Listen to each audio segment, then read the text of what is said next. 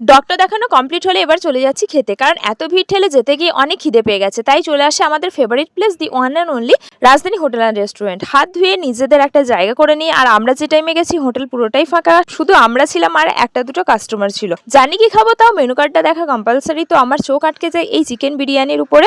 Order দেওয়া মাত্র 5 মিনিটেরও কম সময় চলে আসে আমাদের লাঞ্চ। ফার্স্ট এই চামচ সরিয়ে দিই আর হাত লাগাই, কারণ আমরা এভাবেই অভ্যস্ত। এখানকার বিরিয়ানির কোনো রিভিউ লাগে না, যে খেয়েছে সেই জানে, আর রাজধানী নামটাই যথেষ্ট। তাও বলি বিরিয়ানিটা মারাত্মক ছিল। খাওয়া শেষে মনে হলো ঠান্ডা কিছু অর্ডার দেওয়া যাক, তাই এই সুইট লস্যি অর্ডার দিই। তারপর ভেবেছিলাম যে আইসক্রিম খাবো, বাট এই লস্যি খেয়ে পেটটা এমনভাবে ভরে গেল যে কোনো জায়গায় রাখেনি আইসক্রিমের জন্য। আর তাই বিল মিটিয়ে মৌরি নিয়ে বেরিয়ে পড়ি এখান থেকে। এতক্ষণ এসিতে থাকায় বাইরে বেরোতেই শরীরে যেন আগুন ধরে গেল।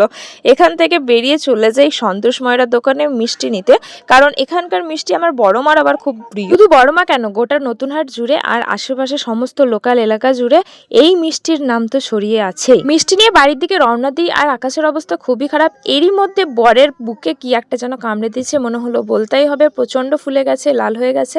তবে আকাশের অবস্থা এতটাই খারাপ হতে শুরু করেছে, তাই দেরি করা যাবে না। খোলা হাতে দাঁড়িয়ে একটা ক্যাম্পার নিয়ে বাড়ি যাচ্ছি, আর বৃষ্টি শুরু হয়ে গেছে, আর তেজও অনেক বেড়ে গেছে। আমরা প্রচুর ভিজে গেছি ফোনগুলো, তাই গাড়ির ডিকিতে ভরে বাড়ি চলে যাই, আর পুকুরে ডুব দেওয়ার মতো ভিজে গেছি। দেখা হচ্ছে নেক্সট মিনি ব্লগে।